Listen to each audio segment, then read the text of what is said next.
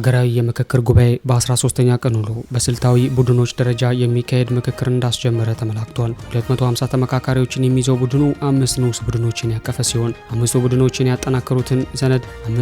ያጠናከሩትን ሰነድ ለስልታዊ ቡድኑ አባላት አቅርበዋል። ቡድኖቹ ባቀረቡት ሰነድ ዙሪያም ውይይት ከተካሄደ በኋላ የስልታዊ ቡድኑ የአጀንዳ ምክረ ሀሳብ እንደሚጠናከር ይጠበቃል ተብሏል። ኮሚሽኑ ይህ ሂደት 3 ቀናት ይወስዳል የሚል እቅድ ቢይዝም ከእቅዱ ያለፈ ጊዜ ሊወስድ እንደሚችልም እየተሰማ ነው። ጉባኤው እሁድ ሐምሌ 19 ቀን 2018 ዓ.ም እረፍት ያደርጋል። ብልጽግና ፓርቲን ግን በምክክሩ እየተሳተፉ የሚገኙ አባሎቹን ሰብስቦ መዋሉን የዋዜማ ምንጮች ገልጸዋል። ምክክሩ እየተካሄደ በሚገኝበት አዲስ ዓለም አቀፍ ኮንቬንሽን ማዕከል የተካሄደው ስብሰባ የፓርቲው አባል ለሆኑ ተመካካሪዎች አቅጣጫ የተሰጠበት መሆኑንም ነግረውናል። የክልልና የከተማ አስተዳደሮች አመራሮች በመሯቸው መድረኮች በክልልና ከተማ አስተዳደር ደረጃ የተካሄደ ስብሰባ ፓርቲው በምክክሩ አጀንዳ ዙሪያ የያዘውን አቋም ግልጽ ያደረገበት መሆኑን ተሰምቷል። አጠቃላይ የምክክር ሂደት አስመልክቶ ገለጻ በማድረግና ፓርቲው በምክክሩ አጀንዳ ላይ የያዘውን አቋም አባላቱ ሊከተሉት ስለሚገባ አካሄድና ሌሎች ጉዳዮችን መሰረት ያደረገ ንግግር ያደረጉት የክልልና ከተማ አስተዳደር አመራሮች ከዚህ ቀደም ከተሰጡ አቅጣጫዎች ወጣ ያለ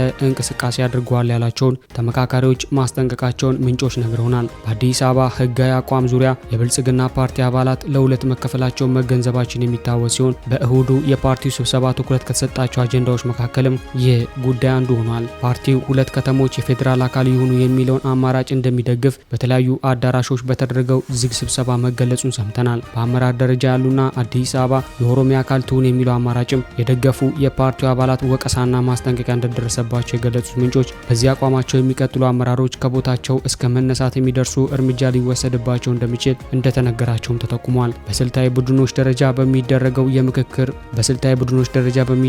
የምክክር ሂደት የፓርቲው አባላት አዲስ አበባና ድሬዳዋ ከተሞች የፌዴራል አካል ይሁኑ የሚለው አማራጭን በመደገፍ እንዲንቀሳቀሱ ግልጽ አቅጣጫ መሰጠቱን ያረጋግጡ ምንጮች ናቸው። በተዋረድ ያሉ አመራሮች የአቅጣጫውን አፈጻጸም እንዲከታተሉ ትዕዛዝ እንደተሰጣቸውም ነግረውናል። በሀገር ግንባታ አጀንዳ ውስጥ ከተካተቱ ንዑስ አጀንዳዎች መካከልም የሀገራዊ ምልክቶችና መገለጫዎች ጉዳይ አንዱ ሲሆን ኮሚሽኑ ለንዑስ አጀንዳው ካዘጋጃቸው መሪ ጥያቄዎች አንዱ የኢትዮጵያ ሰንደቅ ዓላማ ቀለማቱና አርማው ብሔራዊ መዝሙርና በዓላት ሁሉንም ማህበረሰቦች ወካይ እንዲሆኑ ምን መለወጥ ያስፈልጋል የሚል ነው። ተመካካሪዎች ይህን መሪ ጥያቄ መነሻ አድርገው ባካሄዱት ምክክር የተለያዩ አማራጭ ሀሳቦችም ቀርበውበታል። ሰንደቅ ዓላማው ሙሉ በሙሉ ይቀየር፣ የመደቡ ቀለማት ይጨመሩ፣ አርማው ይቀየር የሚሉና ሌሎች አማራጮች በምክክር ሂደቱ መነጋገሪያ ከሆኑ ጉዳዮች መካከል ይገኙበታል። ብልጽግና ፓርቲ የኢትዮጵያ ሰንደቅ ዓላማ የመደብ ቀለማት ጉዳይ ለድርድር የማያቀርበው መሆኑን በስብሰባው አቅጣጫ እንደተሰጠበት የገለጹት ምንጮች በዚህ ጉዳይ ምክክር በሚደረግበት ወቅት ምክክር አቋርጦ እስከ መውጣት የሚደርስ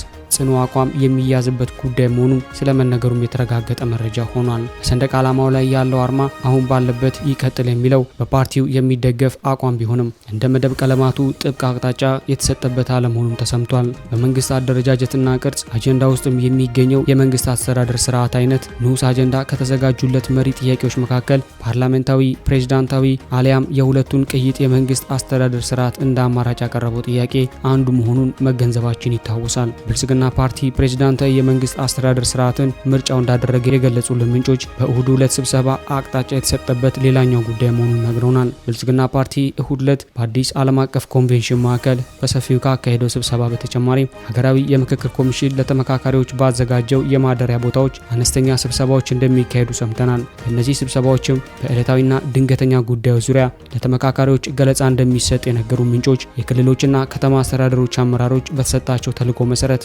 ለተመካካሪዎቻቸው አቅጣጫ እንደሚሰጡ ተገልጿል።